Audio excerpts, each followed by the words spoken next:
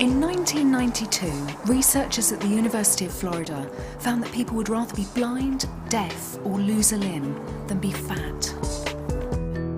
Our desire to be slim is unquestionable, so why are 2/3 of us overweight and 1/4 of us obese?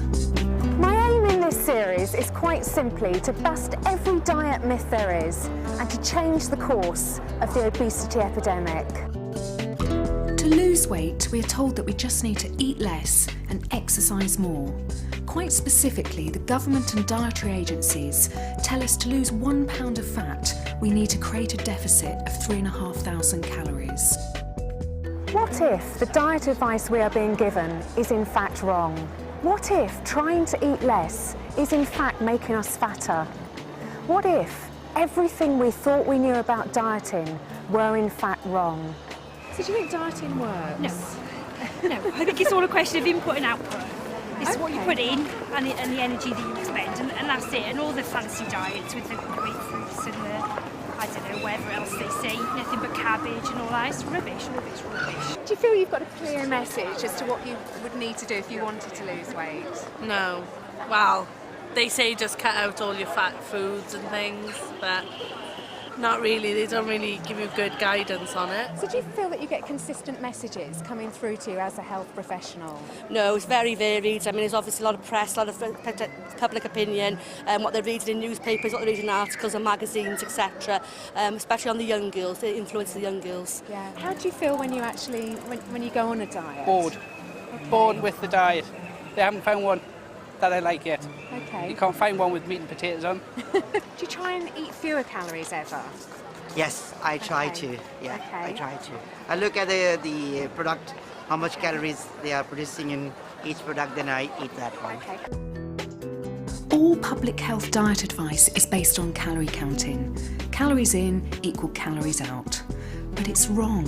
It's why desperate calorie counters who starve themselves on 1,000 to 1,500 calories a day don't lose the promised 2 pounds of fat a week. And it's why 98% of calorie-controlled diets fail.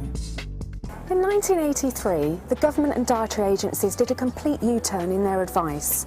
Having previously known that floury foods are fattening, they suddenly changed tack and said base your meals on starchy foods. The result has been that obesity has increased 6-fold since.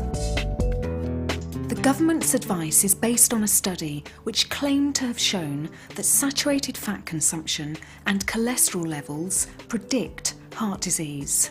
Predicts became causes, and we threw fat in jail without even holding a trial.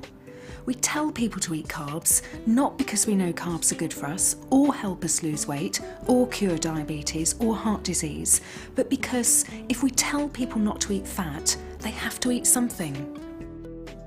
I want to hold the trial that should have been held in 1983, before any U-turn in our dietary advice. I want to fully exonerate fat from all the crimes of which it's been convicted. Our ancestors first walked this planet 3.5 million years ago and have been eating fat as found in real food ever since. The average Briton gets over half their daily calorie needs from just 2 ingredients, flour and sugar. One has no nutritional value, the other has very little. It's these two villains that have really made Britain overweight and undernourished at the same time. This is going to be a groundbreaking journey, shattering every preconception about dieting and turning current advice upside down.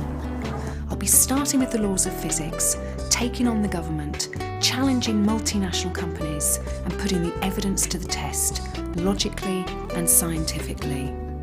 There is a way to lose weight and keep it off, but the first thing you need to do is to throw away everything you think you know about dieting, because everything you think you know is in fact wrong. The current diet advice that we're being given, far from being the cure of the obesity epidemic, is in fact the cause.